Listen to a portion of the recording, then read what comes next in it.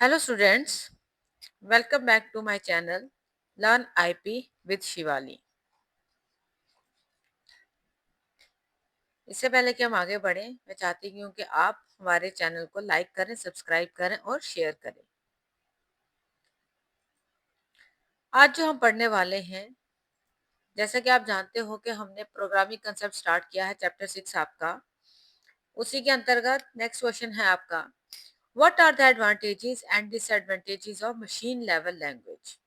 जैसा कि आप जानते हो कि हमने कल पढ़ा था कि प्रोग्रामिंग कंप्यूटर लैंग्वेज क्या होती है, और उसमें हमने पढ़ी थी कि चार तरह की लैंग्वेजेस हैं, first generation, second generation, third, fourth और फिफ्थ जनरेशन लैंग्वेज।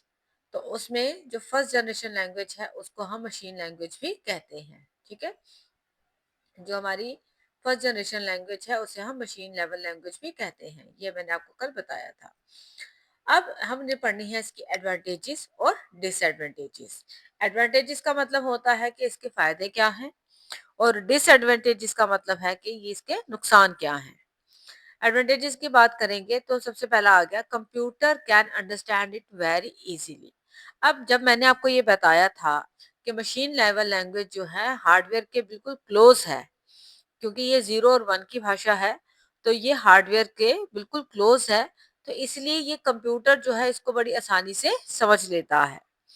ठीक है, दूसरा है, it gives instructions to a computer in a very fast manner.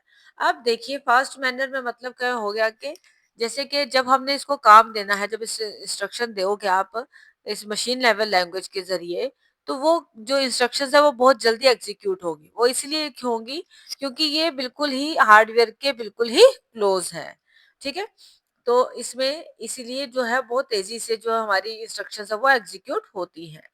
Third है कि इसमें कोई भी नो ट्रांसलेशन इज रिक्वायर्ड, मतलब ट्रांसलेशन, लैंग्वेज ट्रांसलेटर की कोई जरूरत इसमें नहीं है। ठीक है, इसमें ट्रांसलेटर की जरूरत नहीं है।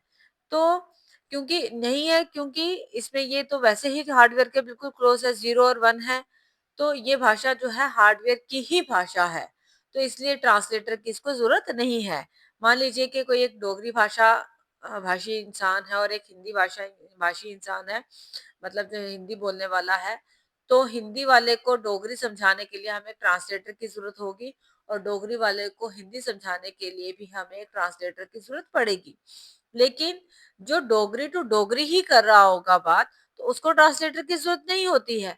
उसी तरह से जब हम मशीन लेवल लैंग्वेज की बात करते हैं तो उसमें भी ट्रांसलेशन की जरूरत नहीं होती। अब बात करते हैं इसकी डिसएडवांटेजेस की। तो सबसे पहले तो है कि ए मिस्टेक ऑफ राइटिंग 0 और 1 में प्रोड्यूस डिफरेंट आउटपुट्स। अब आपको पता है कि ये जो लैंग्वेज है ये कौन सी है, आपकी 0 और 1 की है। तो इसमें अगर एक भी मिस्टेक हो जाती है, किसी 0 को आगे पीछे करने में या 1 आगे पीछे लिखा गया, तो वो आउटपुट जो है आपको अलग ही मिलेगा। ठीक है, उसके बाद दूसरा है, it is difficult to learn. अब 0 और 1 की भाषा है, मतलब अगर हमने 1 भी लिखना है, सिंपल 1 भी लिखना है, तो वो भी क्या आएगा आपका, क्या लिखा जाएगा, आपको 0 0 1 ही लिखा जाएगा, है ना। तो अगर आपको 2 लिखना है तो 0 1 0 लिखोगे।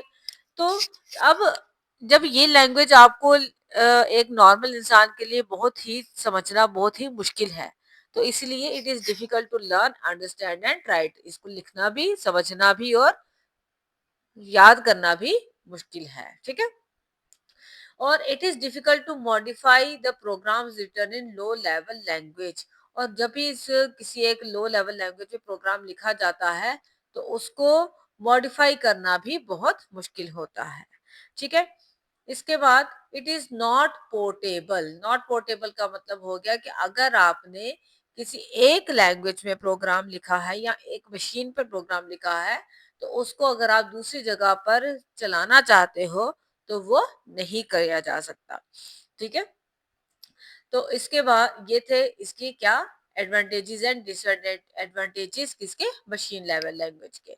इसके बाद बात करने वाले हैं हम advantages and disadvantages of second generation language, जिसको हम असेंबली लैंग्वेज भी कहते हैं। ठीक है, असेंबली लैंग्वेज के क्या है एडवांटेजेस और disadvantages.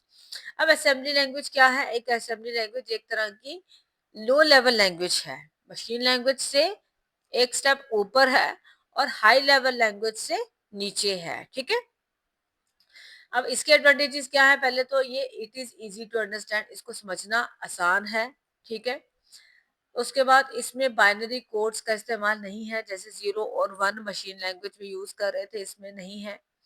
It can execute very fast, ये भी आसानी से जल्दी से एग्जीक्यूट हो जाती है। अब लेकिन इसमें एक चीज है कि इसमें निमोनिक कोड्स का इस्तेमाल किया जाता है, जैसे मैंने आपको कल भी बताया था, कल वाले वीडियो में मैंने डाला था कि निमोनिक कोड्स का मतलब हो गया कि जैसे हमने शॉर्ट फॉर्म यूज कर रहे हैं, जैसे एडिशन लिखना है तो हम एडीडी लिखेंगे, सब्ट्रैक्शन लिखना है तो एसयूबी लिखेंगे, मल्टीप्लिकेशन के लिए एमयूएल और डिवीजन के लिए डीआईवी, इसी तरह के छोटे छोटे कोड्स का इस्तेमाल किया जाता है, ठीक है। इसके डिसएडवांटेजेस की बात करेंगे तो ये भी एक मशीन डिपेंडेंट लैंग्वेज है। मशीन डिपेंडेंट जैसे कि वो आपकी मशीन लैंग्वेज मशीन डिपेंडेंट थी, यानी कि नॉट पोर्टेबल थी, वैसे ही ये भी जो है मशीन डिपेंडेंट लैंग्वेज है। और computer can not understand it directly, computer जो है वो इसको डायरेक्टली अंडरस्टैंड नहीं कर सकता। जैसे मैंने आपको हिंदी और डोगरी की बात बताई थी, वैसे ही इसमें भी जो ये लैंग्वेज है ये कंप्यूटर डायरेक्टली अंडरस्टैंड नहीं कर सकता, क्योंकि कंप्यूटर को तो कौन सी भाषा समझ आती है, सिर्फ 0 और 1 की। इसमें जो ट्रांसलेटर यूज होता है उसका नाम है असेंबलर, ठीक है। It is slower then machine language, ये एक मशीन लैंग्वेज से थोड़ी सी स्लो है, ठीक है, क्योंकि ये डायरेक्टली एसेसिबल बाय हार्डवेयर नहीं है, ठीक है। और एक और है इसमें, इट इज नॉन पोर्टेबल, ये भी पोर्टेबल नहीं है, जैसे आपकी मशीन लैंग्वेज पोर्टेबल नहीं थी वैसे ही ये भी पोर्टेबल नहीं है, ठीक है। तो उम्मीद करती हूँ कि आपको ये 2 क्वेश्चन समझ आ गए होंगे। Thank you so much for listening. Like कीजिए, शेयर कीजिए, सब्सक्राइब कीजिए मेरे चैनल को। धन्यवाद।